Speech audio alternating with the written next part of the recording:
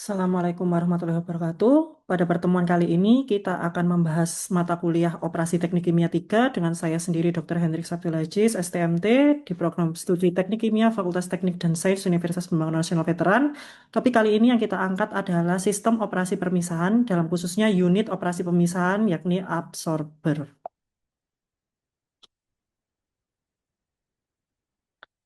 Secara umum, pokok bahasan pada mata kuliah ini dalam satu semester akan terbagi menjadi beberapa bagian, yakni adalah pengantar operasi pemisahan, absorpsi, dan distilasi, di mana referensi yang kita gunakan adalah Jane Koplis dan Meigate.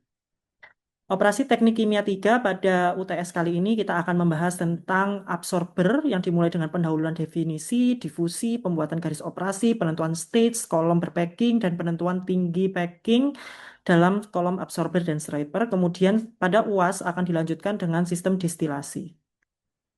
Secara umum, proses-proses pemisahan dalam teknik kimia atau khususnya dalam industri kimia kira-kira mencapai 50-90% dari capital investment yang merupakan alat-alat dalam bentuk pemisahan unit.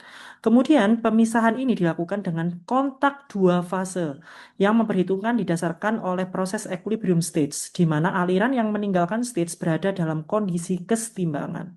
Konsep equilibrium stage dapat dipakai bila dua fase dibiarkan berkontak dan kemudian dipisahkan. Karena kontak yang baik antara kedua fase ini, solut dapat berpindah dari satu fase ke fase lainnya. Proses-proses pemisahan secara umum dengan menganggap bahwa stage itu adalah stage kesetimbangan, maka kita bisa menghitung konsentrasi dan suhu tanpa harus mengetahui bentuk aliran rate, transfer panas, dan transfer massa. Teknik pemisahan yang umum digunakan adalah absorpsi dan striping yang merupakan satu kesatuan bagian, kemudian distilasi, ekstraksi, dan leaching. Absorpsi dan striping. Absorpsi atau scrubbing merupakan suatu proses untuk menghilangkan suatu komponen terlarut atau menyerap dari aliran gas yang masuk menggunakan pelarut liquid non-volatile. Kemudian desorpsi atau striping adalah kebalikan dari absorpsi di mana proses pengambilan atau penghilangan suatu komponen dari aliran liquid yang masuk melalui penguapan atau pengambilan menggunakan pelarut gas yang tidak ikut larut. Jadi, absorpsi dan striping adalah unit proses yang operasinya berkebalikan dan sering digunakan dalam satu siklus yang sama. Absorpsi dan striping dapat dioperasikan dengan dasar proses equilibrium stage menggunakan trade columns atau peak tower. Absorpsi dan striping. Absorpsi merupakan menghilangkan impurities dari gas dilakukan dengan aliran absorben liquid pelarut secara counter current terhadap campuran gas atau uap. Striping menghilangkan impurities dari liquid dilakukan mengalirkan absorben vapor pelarut secara counter current terhadap campuran liquid. Absorpsi. Bila dua fase berkontak adalah gas dan liquid, satuan operasi ini disebut absorpsi. Di dalam absorpsi, solut A atau beberapa solut diabsorb dari fase gas ke fase liquid. Proses ini menyangkut difusi molekular atau perpindahan massa dari solut A melalui gas B stagnan non-diffusing ke dalam liquid C yang stagnan. Jadi, gas inlet masuk dari bawah dan liquid inlet masuk dari atas secara counter current, secara berlawanan arah. Kemudian akan berkontak di dalam tray-tray yang memperlambat proses kontaknya sehingga akan berlangsung dalam waktu yang cukup lama sehingga diperoleh proses perpindahan massa yang optimum.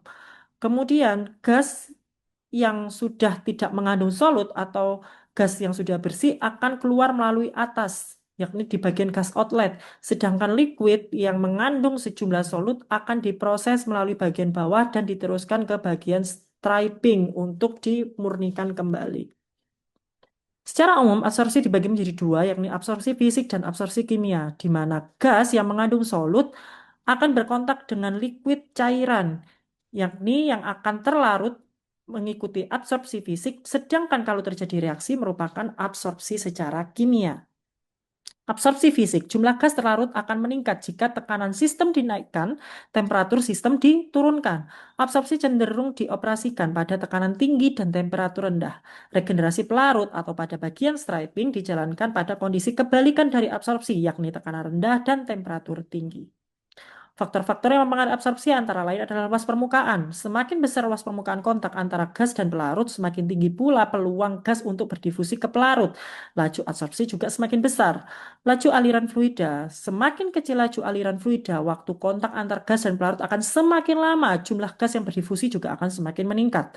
Konsentrasi gas. Perbedaan konsentrasi merupakan salah satu driving force dari proses difusi yang terjadi antar dua fluida. Kemudian tekanan operasi, peningkatan tekanan akan meningkatkan efisiensi pemisahan, kemudian temperatur komponen terlarut pada pelarut, pengaruh temperatur pelarut hanya sedikit terhadap laju absorpsi. Kelembapan gas, kelembapan yang tinggi membatasi kapasitas gas untuk mengambil kalor laten, tidak baik dalam proses absorpsi, dan proses dehumidifikasi gas sebelum masuk ke dalam kolom absorber sangat dianjurkan.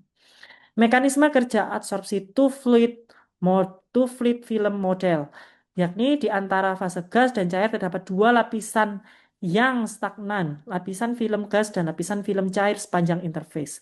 Di dalam fase gas, perpindahan massa komponen A ke dalam interface mengalami tahanan yang dalam film gas dan tahanan perpindahan massa komponen A dari interface bulk ke bulk cairan film liquid. Teori dua film merupakan teori keadaan steady state. Pada interface diasumsikan terjadi kesetimbangan antara fase gas dan cairan sehingga tahanan perpindahan massa pada kedua fase ditambahkan untuk memperoleh tahanan keseluruhan. Film-film tipis memisahkan interface dari bagian kedua fase.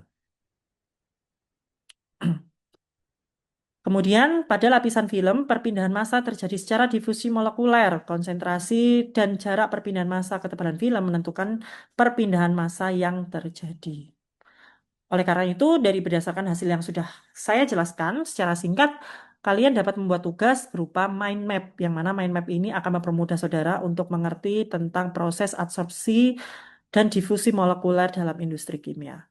Sekian dan terima kasih. Apabila ada salah kata, saya mohon maaf. Terima kasih. Assalamualaikum warahmatullahi wabarakatuh.